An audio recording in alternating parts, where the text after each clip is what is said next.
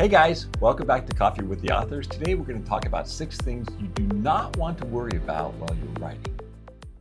I would say the number one thing is don't worry about what other people will think of what you're writing while you're writing it, because that will cripple you. Like if you have relatives, don't let them into your brain. Write what you're writing. Have fun with your writing. Don't second guess what other people's reactions to it's going to be. Just get your story out and then deal with it afterwards. I remember my very first novel is kind of based on my childhood, and I sort of used the people that I grew up with in the story. And I had never been published. I didn't know what it was like, but boy, did I have fun writing that story.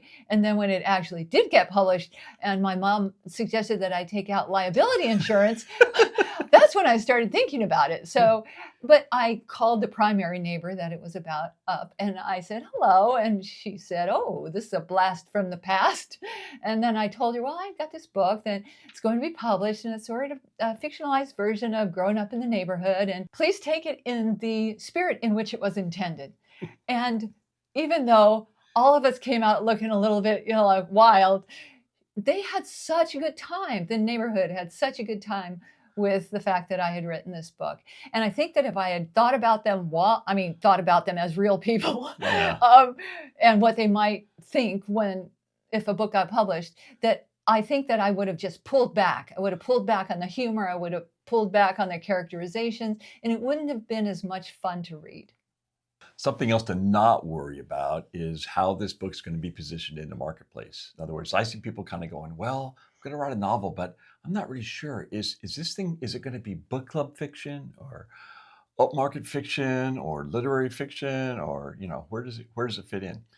Absolutely don't worry about that. It's not worth worrying about because someone else is going to make that decision for you, either your agent or your editor, or at some point, someone at Barnes & Noble is going to decide which shelf it goes on. Okay, and you probably won't have any say in the matter. And honestly, you probably won't care too much. What you really care about is getting that book written as best it could be, and then getting it placed somewhere. Also, it's really fun to envision a cover, but you're not going to get the final say in that. They have this whole process that they go through for designing a cover. And usually the author doesn't have graphic design or, book cover design as their strong suit. It's just something like, I think it would be great if we had this or that. And then what they wind up doing is they give you several choices for what your cover could be. And then they hope that you like one of them. And you can discuss it with them.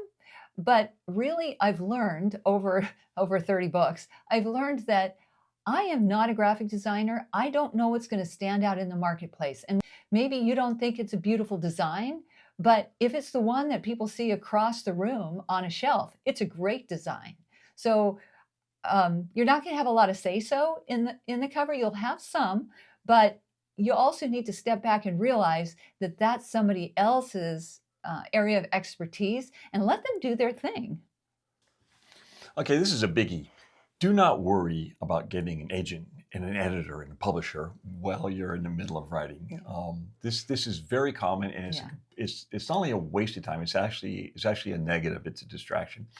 I've been somewhere talking to writers and kind of taking questions at a bookstore or at a conference or wherever. Then basically the question will be kind of, how do I get published? And I'll say, well, tell me about your manuscript, because different manuscripts have kind of a different process, like nonfiction and fiction are almost the opposite. And they'll say, well, I'm thinking about writing X, Y, and Z, or I'm planning on a 3-book fantasy series, blah, blah, blah, blah, blah. They don't have a manuscript. They might not even have 50,000 words of first draft down. It's the whole cart and the horse thing. They're all worried about the cart at this point when they don't have a horse yet. That's kind of a mistake. So think about this.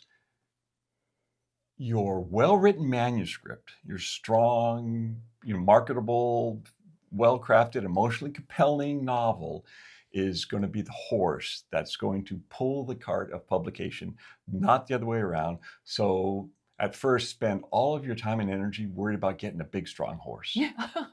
Yeah. And it's surprising how often we get questions where there is no horse.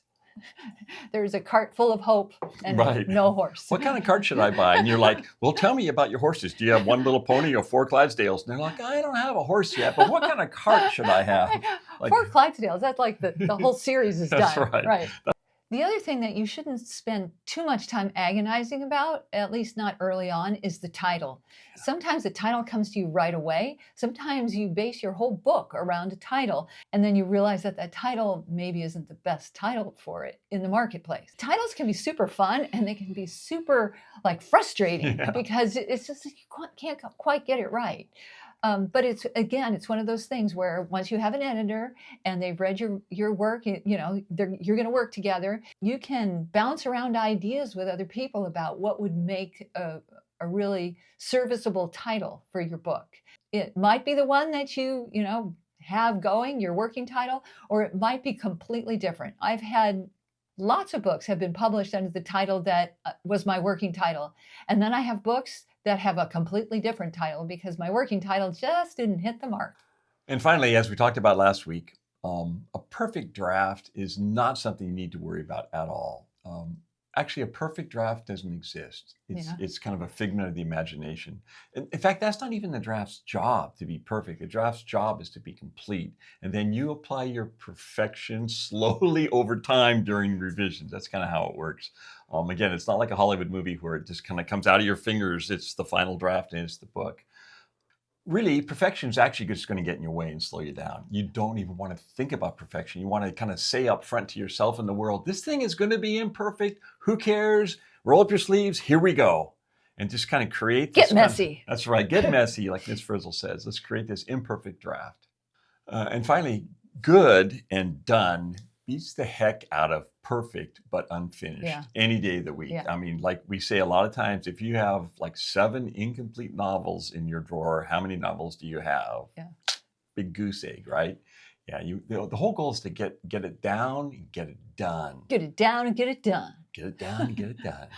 Okay, that's it for us this week. We hope you've enjoyed this episode of Coffee with the Authors and that you'll come back and have another break time with us. In the meantime, remember, dream big, work hard, don't give up.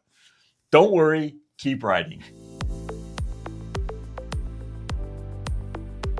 Wait. Who am I?